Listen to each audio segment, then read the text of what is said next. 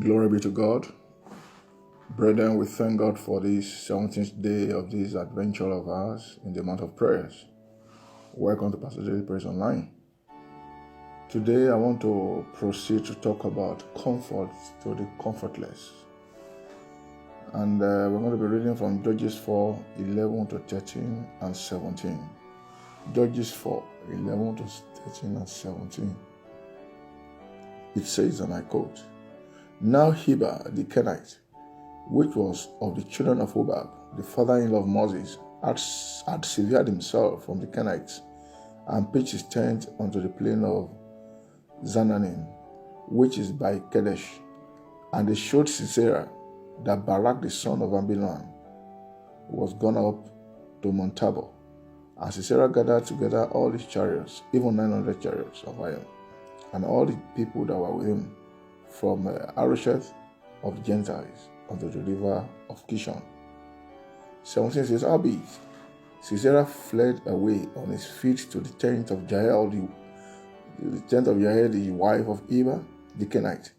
For there was peace between Jabin, the king of Hazor, and the house of Heber the Kenite." Praise God.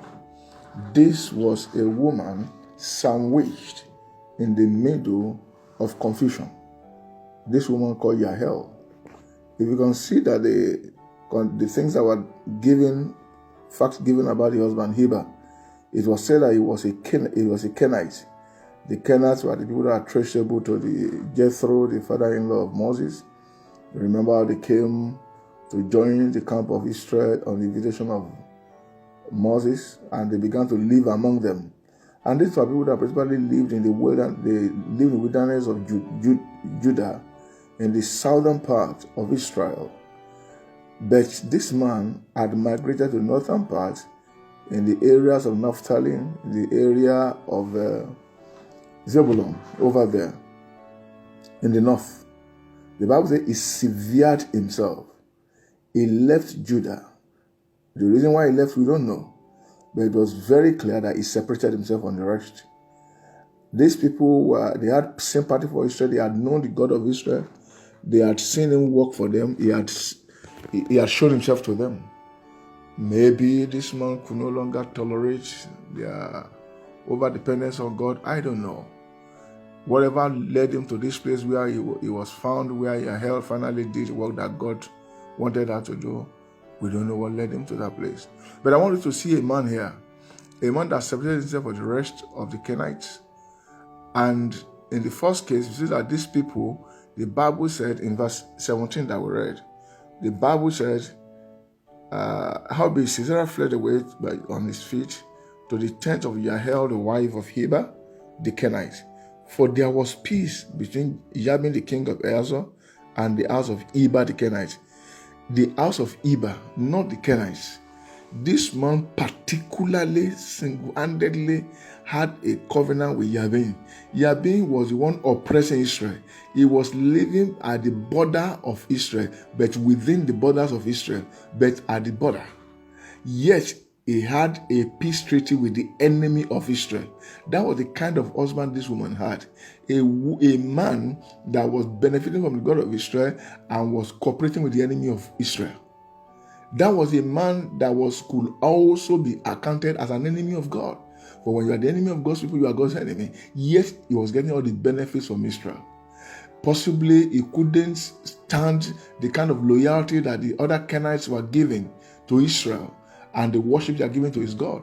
So he wanted to separate himself, but he did not live fully. You see a man that was having his leg on the land and on the sea. You could see a man that was amphibious in nature. You could see a man that couldn't take a stand. You could see a man that was not bold enough to take a stand for where he belonged.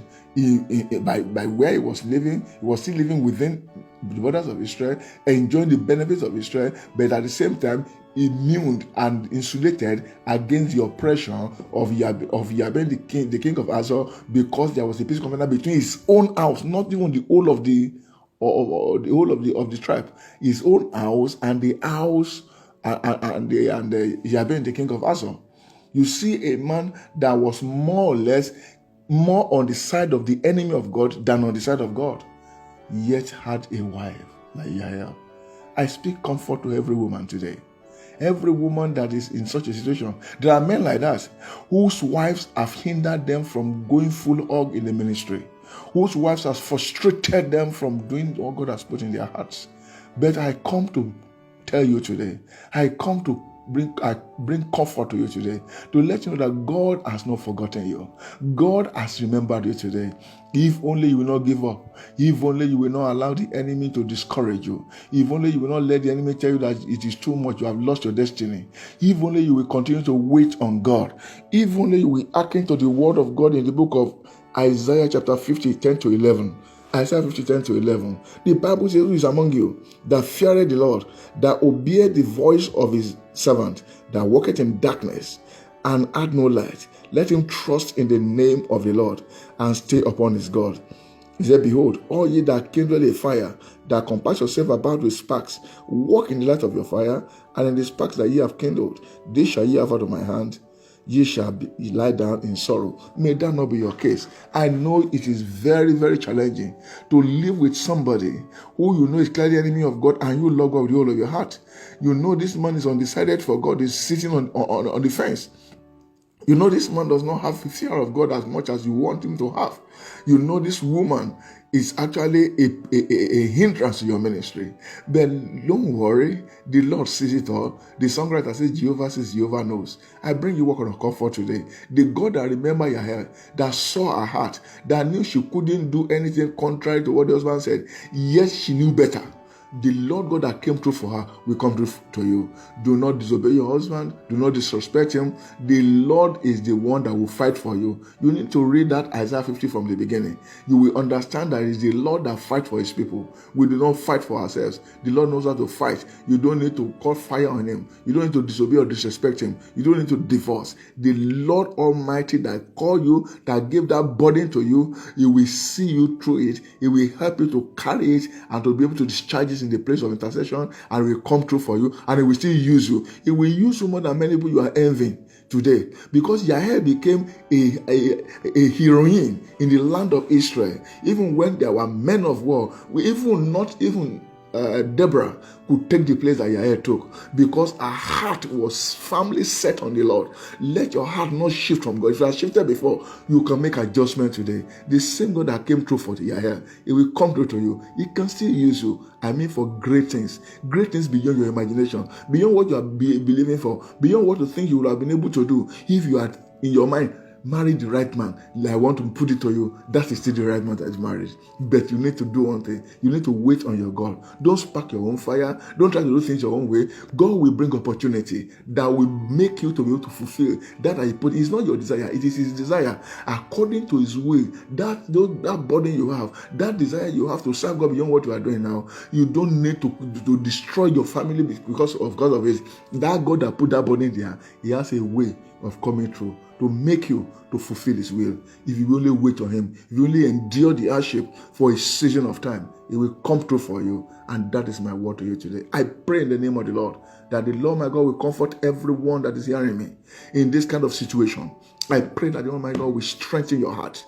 I pray that the Lord Almighty will keep you, that his comfort will be sufficient for you, that will not spark your fire. Any fire you have been trying to spark, in the name of Jesus, I command, receive strength not to go ahead. Receive the grace not to go ahead. I pray that the Lord my God will come through for you. Between now and when he comes through for you, receive grace to wait patiently on your God, not to distrust in God, not to treat him in any way that is contrary. I pray that the hand of God will uphold you. He will keep you. He will stabilize you. He will help you. You will not make mistakes. You will not do things that will bring shame and ignominy to the name of the Lord. The Lord will help you, and you will fulfill your destiny yet by the power of his grace. It is well with you.